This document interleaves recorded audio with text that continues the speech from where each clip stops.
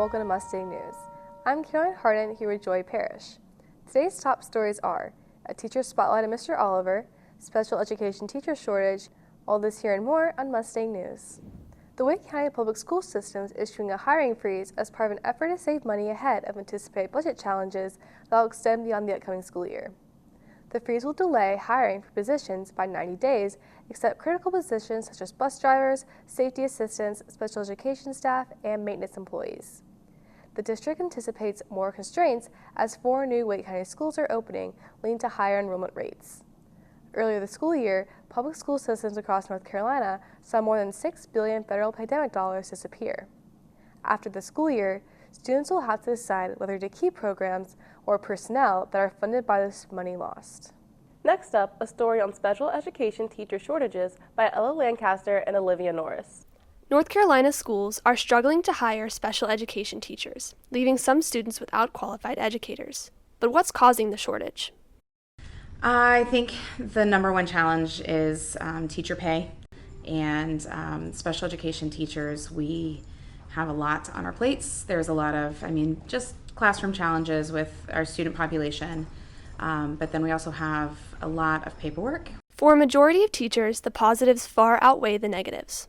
I really like the challenges that come with special education. I love the student population. I like that we get to be really creative with innovating, fun, individualized ways to learn. According to her, the solution might lie in better teacher preparation programs and government funding. Making sure that they're offering, really sufficient time in the classroom to work with students with different needs in different types of special education classrooms. Districts in general, when they're able to, could use local funding to help supplement teacher pay, which is something that Wake County does do, and I think they bring in more teachers than neighboring counties a lot of the times. I always feel supported by other staff in Middle Creek. I think we have a really inclusive community here. I'm Ella Lancaster, reporting from Mustang News. Next up, we have a story about AI helping diagnose mental health. Hello, I'm White Kelly. Duke University researchers are using AI to predict when teens may need mental health support. Today, I'm meeting with Mr. Coley to get his thoughts on how AI will impact mental health care. As it relates to determining and diagnosing mental health issues, I think there's a lot of promising possibilities with AI. I would say particularly for people who may be experiencing a collection of non-traditional symptoms that might not be as common or easy to label. Duke's AI, with an 84% accuracy rate, analyzes personal data to predict declines in mental health, allowing for early intervention and improved treatment. But will the use of this technology be overall beneficial? If it's used as a function of treatment, I think it can be excellent, whereas if you're using it to replace the relationships itself, it seems a bit more risky. As AI continues to play a role in mental health care, finding the right balance between technology and personal connection will be key. Reporting from Mustang News, I'm Wyatt Kelly. AI is changing the classroom, helping students and teachers in many different ways, but is it always for the better?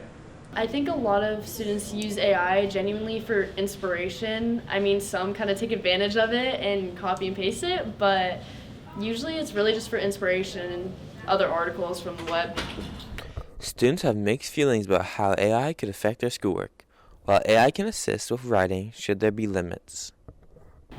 We believe that AI can be used for good things, but it can be used for bad things. So we believe that it could help students with studying. It could help them if they're struggling on a particular topic, fill in for extra things they can do. But as with everything, it can also be used for cheating and things like that, which is not okay. AI is here to stay, but how we use it is up to us. I'm Peyton Topolowski from Mustang News. Next up, from Claire Hibbard and Oliver Hickman about the new Wake County student learning model. Wake County is constantly changing to meet the needs of both students and teachers. During the 2025 State of the School Address, a new learning model was announced. But what exactly does this mean? So the learning model really isn't anything that's new. Every few years, maybe 6 or 7, they have some new initiatives where we have certain focus. The models don't change that much. It's just what are we focused on. The new learning model likely isn't going to come with any big changes, but it's still an important way for Wake County to express their goals. You have to know your students in order to teach your students. You have to know what things will work best for them in order to be most successful with them. I think that's where the focus is now. In a few years, it might be something a little different, but it's always been, how do we best help students? Reporting from Middle Creek High School, I'm Oliver Hickman at Mustang News. Dr. Robert P. Taylor, Superintendent of the Wake County Public School System, delivered his 2025 State of the Schools address on February 26 at Southeast Raleigh Magnet High School.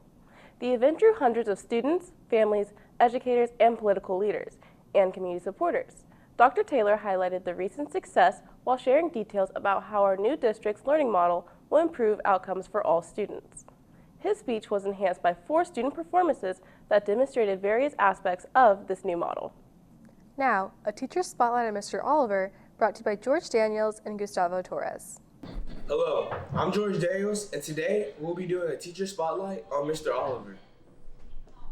Today, we got a chance to interview Mr. Oliver to learn more about him, and also talk to a few of his students to see why he is their favorite teacher. Mr. Oliver is my favorite teacher because you can talk about anything with him, and he gives a lot of real-world lessons. I'd say Mr. Oliver is my favorite teacher because he's somebody you can talk well to. He's pretty funny. You can talk to him about anything, and just laid back and gives chill assignments.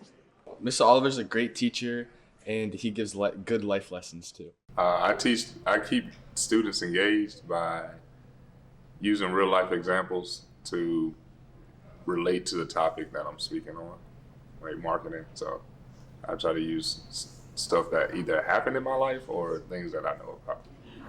Many students enjoy and learn a lot in Mr. Oliver's classes. They say he's a great teacher and he's great to talk to.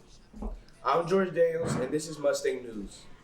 Once a track star here, Jalen Herring is finally making his long-awaited return home. The multiple-time school record holder and state champion is set to return to coach the next generation of Middle Creek talent. Today, I spoke with coaches and athletes to hear their thoughts on his return.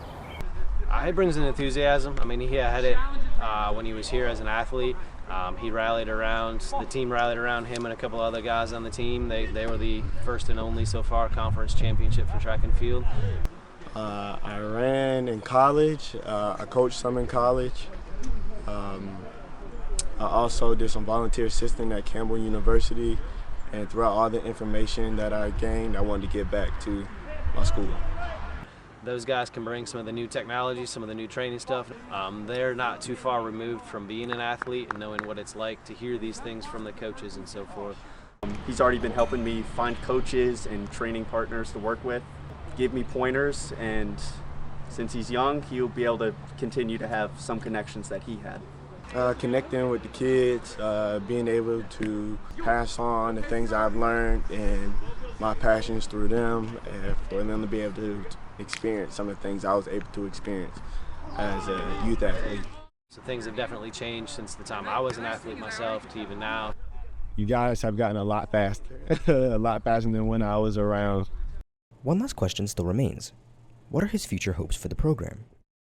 Some records broken. I would like for someone to break my 400 record, my 200 record, and I want 11 people to go to states.